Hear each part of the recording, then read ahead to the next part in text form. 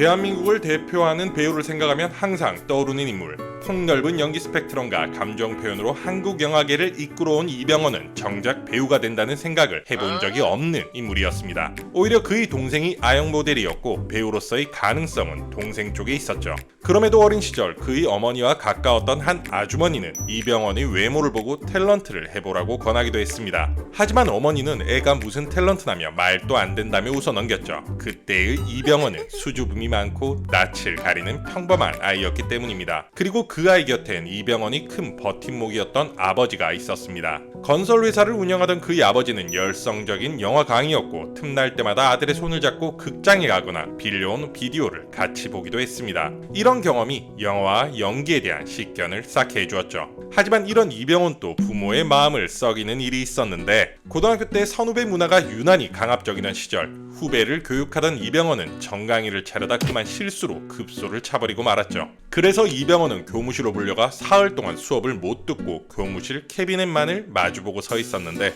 그 모습을 확인하러 온 어머니는 아무 말 없이 캐비넷 앞에 서 있는 아들의 뒷모습만 보고 집으로 돌아 몰래 눈물을 훔쳤다고 합니다. 또한 고등학교 시절 화장실에서 담배를 피우다가 선생님께 적발돼 부모를 학교로 모셔와야 했는데, 이병헌은 평소 무서워 가까이 가지도 못했던 아버지의 건설 사무소로 직접 찾아가야 했습니다. 하지만 아버지 반응은 이병헌이 예상과 정반대였습니다. 그의 아버지는 이젠 어른이 다 됐구나 라며 그에게 담배 한 대를 쥐어주었고, 이런 아버지의 모습에 반한 이병헌은 이게 남자의 여유로운 멋스러움이라 생각하며 존경심을 쌓아갔죠. 그런데 이병헌은 인생에 있어 가장 큰 인생의 변곡점을 맞이하게 됩니다. 대학에 들어간 뒤 바로 어머니와 친한 아주머니가 KBS 공채 원서를 가져온 것인데요. 하지만 이병헌은 연기에 뜻이 없었기에 거절하게 됩니다. 이 모습을 본 이병헌의 어머니는 놀지만 말고 원서라도 넣어보라며 그를 부추겼죠. 그래서 이병헌은 단 하나 있던 양복을 입고 증명사진을 찍어 서류를 보내게 됩니다. 그런데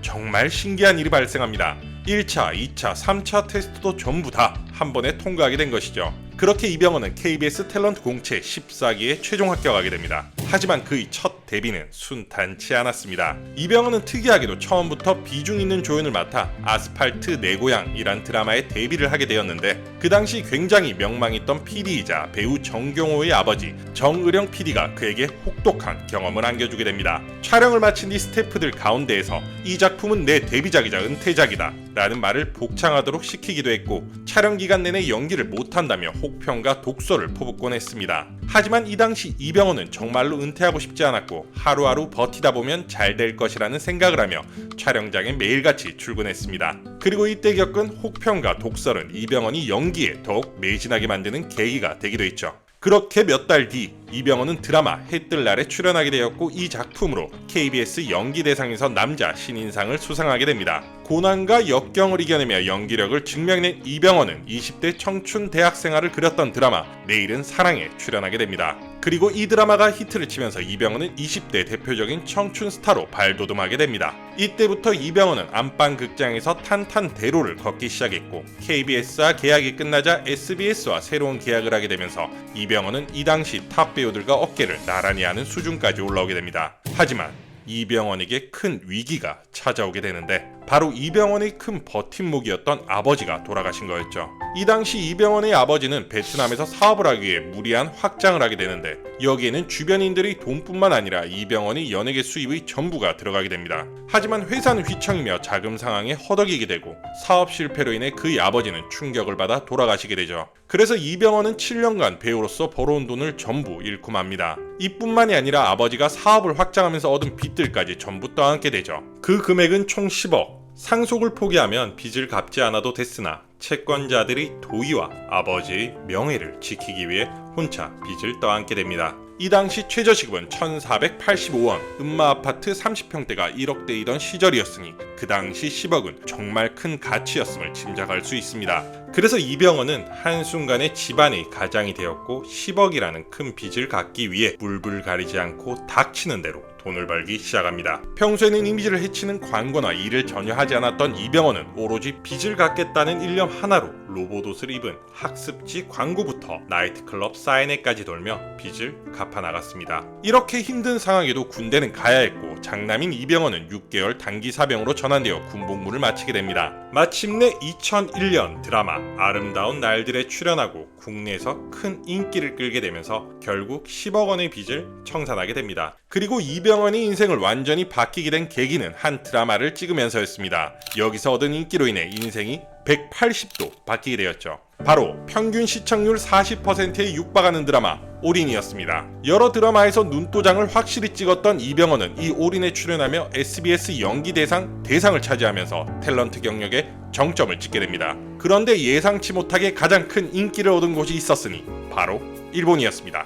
올인 드라마는 일본에서도 전파를 타 큰 히트를 치면서 이병헌은 그 당시 일본 열도를 들썩였던 겨울연가의 주인공 요ን사마 배용준과 쌍벽을 이루는 어마어마한 한류 스타가 되었습니다. 그 인기가 어느 정도였냐면 이병헌이 일본에서의 첫 CF로 NEC사의 휴대폰 광고를 찍자 해당 제품은 일본 휴대폰 판매량 1위에 올라가게 되었습니다. 그리고 유명한 밈을 탄생시킨 춤 영상도 일본에서의 도쿄돔 팬미팅이었죠. 도쿄돔 좌석은 총 5만석이었으나 당일 매진되는 기록을 세웠습니다. 그렇게 이병헌은 정말 큰 사랑을 받게 되며 당대 최고의 한류 스타로 발돋움하게 됩니다. 하지만 가장 행복해야 할 시기에 예상치 못한 큰 위기가 찾아옵니다. 바로 그에게 우울증이 찾아온 것이죠. 아버지의 빚을 갚기 위해 앞만 보고 달려오던 이병헌은 그제서야 비로소 긴장이 풀렸고 그 틈을 파고들듯 심각한 우울증이 몰려왔습니다. 그는 혼자 좁은 공간에 틀어박힌 채 매순간 서서히 죽어가는 듯한 감정을 겪었고 오직 잠드는 시간만을 기다리며 하루하루를 버텼습니다.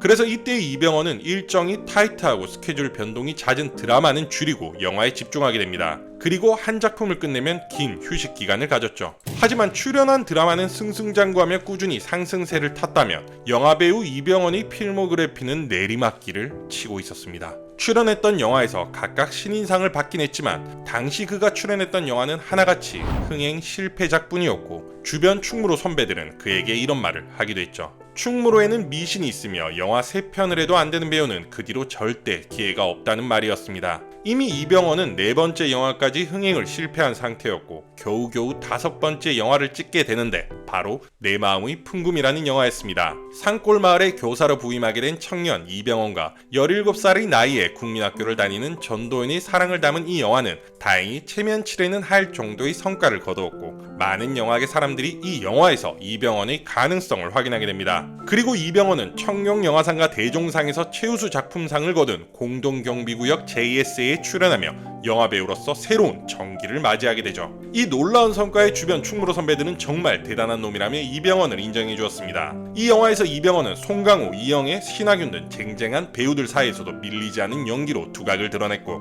이때부터 이병헌에게 들어오는 출연 시나리오의 퀄리티가 말도 안 되게 달라지기 시작합니다. 그리고 이병헌이 정말 열연을 펼친 작품이 세간에 공개됩니다. 바로 달콤한 인생이었죠. 바로 이 작품에서 아직도 회자되는 명대사를 남기게 되는데요.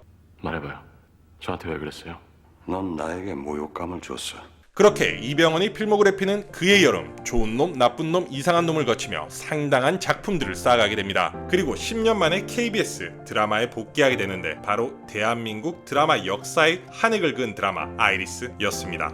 당대 역대 최고 수준의 제작비 200억 원이 들어간 프로젝트였으며 여기서도 이병헌은 최고의 연기력을 보여주었죠. 그런데 이병헌의 연기성을 또 뒤바꾼 일이 일어났으니 바로 헐리우드 영화에 출연하는 기회가 찾아온 것입니다. 그 영화는 바로 영화 미이라를 연출한 스티븐 스머즈가 감독을 맡은 G.I. 조였습니다. 이때 당시 이병헌은 G.I. 조에 출연하기 위해 여러 작품을 보냈지만 스티븐 스머즈 감독은 이병헌이 일본 도쿄돔 팬미팅 영상을 보고 그를 캐스팅했다고 전했습니다. 이렇게 헐리우드에 성공적으로 데뷔하게 된 이병헌은 이 일을 계기로 G.I. 조 2와 레드 더 레전드에 출연하며 헐리우드에서의 입지를 다지기 시작합니다. 그리고 2013년 대한민국 대표 미녀 배우인 이민영과 결혼까지 꼴이 나게 되죠. 하지만 이렇게 승승장구했을 무렵 이병헌의 배우 인생을 뒤집을 만한 사건이 터지고 말았으니 바로 이병헌의 불륜 이슈와 20대 여성에게 50억을 협박당한 사건이었죠. 때는 2014년 이병헌은 논현동의 한 술집에서 2명의 여성을 소개받았고 모델 출신 여성 A와 몇 개월 동안 3-4번의 만남을 가지게 됩니다. 당시 룸메이트가 있던 여성 A는 이병헌에게 집을 사달라는 요구를 했고 이병헌은 이런 요구에 그만 만나자는 식으로 메시지를 보내며 거절하게 되었죠. 하지만 이렇게 거절당한 여성 A는 이병헌에게 앙심을 품게 되었고 여성 B와 함께 이병헌을 협박할 생각을 하게 됩니다. 바로 자신의 집에 초대해 자신을 포옹하는 영상을 촬영할 생각이었죠. 며칠 뒤 여성 A는 자신의 집으로 이병헌을 초대했고 영상을 촬영하라 했지만 실패하게 됩니다. 그래서 여성 A와 여성 B는 바로 그곳에서 50억을 주지 않으면 술자리에서 녹화한 음담패설 내용을 공개하겠다는 협박을 하게 됩니다. 이병헌은 그 자리에서 바로 도망치듯 나왔고 바로 경찰에 신고를 하게 되었죠. 두 여성은 바로 체포되었고 이 일은 매스컴을 타게 됩니다. 취재가 거듭되면서 음담패설 내용이 결국 공개되었는데 첫 경험이 언제냐? 얼굴 vs 성적 매력 우선순위는 과 같은 내용이었죠. 국민 얼짱 배우였던 이민정과 결혼한 지 얼마 안 된 시점에 이런 스캔들은 국민들에게 정말 큰 충격을 안겨주게 됩니다. 하지만 사건은 새로운 국면을 맞이하게 되는데 바로 여성 A가 이병헌과 사귀는 사이였다는 입장을 밝힌 것이죠. 그리고 이병헌이 일방적인 헤어짐을 통보받자 우발적으로 범행을 저질렀다는 입장을 취하게 됩니다. 뿐만 아니라 연인 관계임을 암시할 수 있는 카톡을 공개했죠. 공개된 카톡 내용에는 로맨틱이라는 단어가 여러 차례 등장했습니다. 하지만 법원 측은 내용을 봐도 연인임을 인정하기 어렵고 우발적인 범행이 아닌 돈을 노린 계획된 범행으로 판결, 이병헌이 손을 들어주게 됩니다.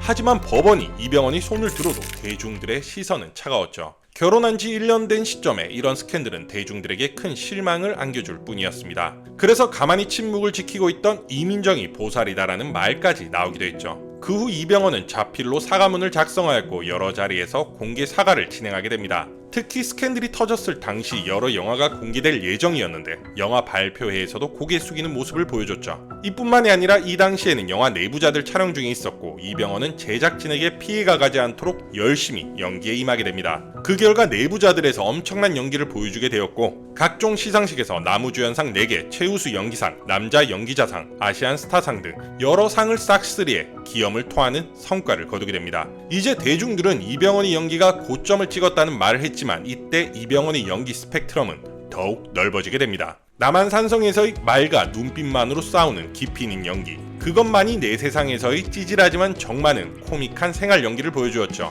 그리고 마침내 2018년 드라마로 약 9년 만에 복귀를 하게 됩니다. 바로 미스터 션샤인이었죠. 격변의 대한제국 말기를 배경으로 한 이 드라마에서 이병헌은 절제된 감정과 깊이 있는 눈빛으로 대중들을 다시 한번 사로잡습니다. 그 이후 끊이지 않고 우리들의 블루스에서 어머니와 관계에서 분노, 애증 그리고 애틋함이 뒤섞인 감정을 완벽하게 표현하는 오열 연기를 선보여 극의 몰입도를 최고조로 끌어올렸죠. 그리고 마지막 오징어 게임에 출연하게 되며 전 세계 사람들에게 이번에는 한국어로 얼굴 도장을 다시 한번 찍게 됩니다. 사실 지하이조 촬영 당시만 해도 현지 관계자들은 이병헌의 연기 스킬을 진지하게 평가하지 않았습니다. 이병헌은 2006년 도쿄돔 팬미팅에서 5만 명의 관객을 모았던 그 인기를 바탕으로 연기력보다는 아시아 시장 공략에 유리한 카드 정도로 여겨지던 인물이었죠. 하지만 현재는 시장 진출용 미끼로서가 아닌 연기를 인정하며 배우로서 봐주고 있습니다. 이병헌 배우는 인생의 굴곡을 버티고 이겨내며 여전히 승승장구하고 있습니다.